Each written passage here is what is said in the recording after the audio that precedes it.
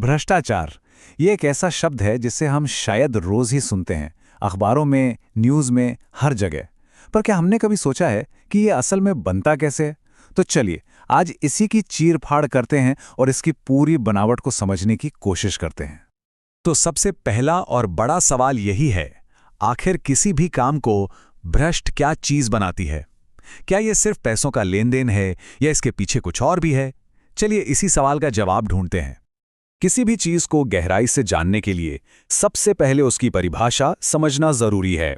तो चलिए शुरुआत बिल्कुल बेसिक से करते हैं और समझते हैं कि भ्रष्टाचार आखिर है क्या। देखिए, बहुत ही सीधे शब्दों में कहें तो भ्रष्टाचार तब होता है जब कोई अपनी कुर्सी, अपनी ताकत या अपने पद का इस्तेमाल अपनी जेब भरने के लिए करता है। मतलब ये एक ऐसा सौदा है जिसमें फायदा तो किसी एक का होता है, लेकिन उसकी कीमत हम सबको चुकानी पड़ती है। पता है, हर भ्रष्ट काम का ना एक तरह का डीएनए होता है। सिर्फ 3 चीजें हैं जो मिलकर इसे पूरा करती हैं। अगर हम इन तीनों को समझ गए तो समझ लीजिए हम भ्रष्टाचार को कहीं भी कभी भी पहचान सकते हैं। यह बिल्कुल एक चेन रिएक्शन की तरह काम करता है। पहला कदम होता है शक्ति का गलत इस्तेमाल, दूसरा उस गलत इस्तेमाल से अपना कोई निजी फायदा उठाना, और इसका नतीजा आम जनता का नुकसान। जब तक ये तीनों कड़ियां एक साथ नहीं जुड़ती तब तक भ्रष्टाचार पूरा नहीं होता। और हां, जैसे एक वायरस के कई रूप होते हैं ना, ठीक वैसे ही भ्रष्टाचार भी अलग अलग शक्लों में हमारे सामने आता है।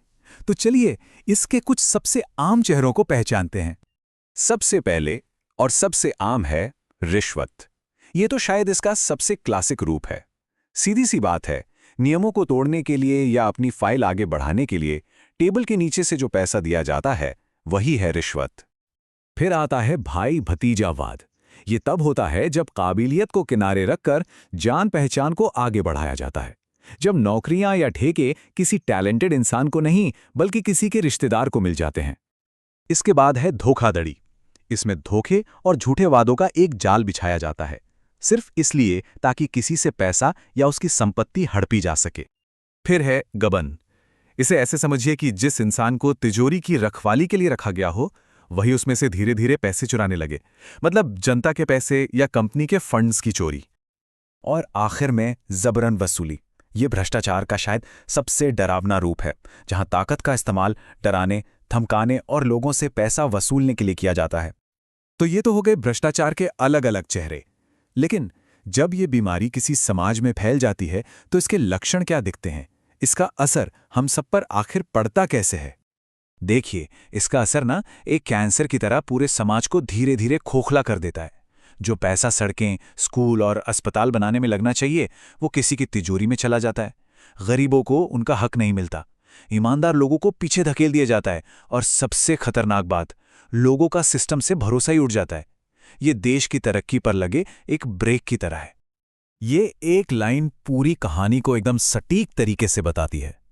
जब भ्रष्टाचार जीतता है तो बाकी सब हार जाते हैं, क्योंकि इसकी हर जीत में कहीं ना कहीं पूरे समाज की हार छिपी होती है।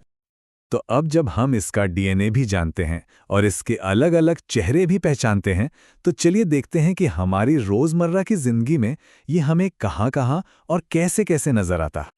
इस बहुत ही आम से उदाहरण के बारे में सोचिए। ड्राइविंग टेस्ट पास करने के लिए घूस देना। यहां क्या हुआ? ऑफिसर ने अपनी शक्ति का दुरुपयोग किया, उसे निजी फायदा हुआ, और सड़क पर एक अनट्रेन्ड ड्राइवर के आने से हम सबका नुकसान हुआ। देखा, वो तीनों चीजें एक साथ मौजूद हैं।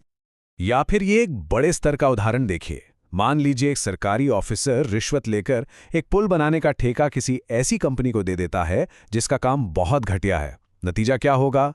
एक कमजोर पुल और जनता के टैक्स के पैसों की पूरी बर्बादी। और ये हमारी शिक्षा व्यवस्था तक में घुस सकता है। जरा सोचिए, क्या होगा अगर कोई टीचर अच्छे नंबर देने के बदले में बच्चों से पैसे मांगने लगे? ये उन मेहनती छात्रों के साथ कितना बड़ा धोखा होगा जो दिन रात पढ़ाई करते हैं। और ये तो हम सब ने कभी ना कभी देखा या सुना ही होगा। ट्रैफिक सिग्नल तोड़ने पर चालान कटवाने की जगह पुलिस वाले की जेब गरम कर देना।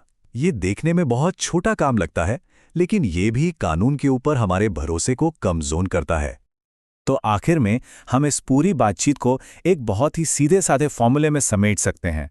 शक्ति का गलत इस्तेमाल प्लस निजी फायदा प्लस जनता का नुकसान, इन तीनों को मिला दो तो बनता है भ्रष्टाचार। बस यही है इसका पूरा सार। तो आज हमने भ्रष्टाचार की पूरी बनावट को परत दर परत समझा।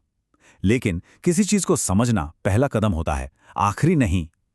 अब असली सवाल यह है कि जब हम दुश्मन को इतनी अच्छी तरह से जान गए हैं, तो हम सब मिलकर इसके खिलाफ अपनी इम्यूनिटी, अपनी रोग प्रतिरोधक क्षमता कैसे बढ़ा सकते हैं? इस पर सोचिएगा जरूर।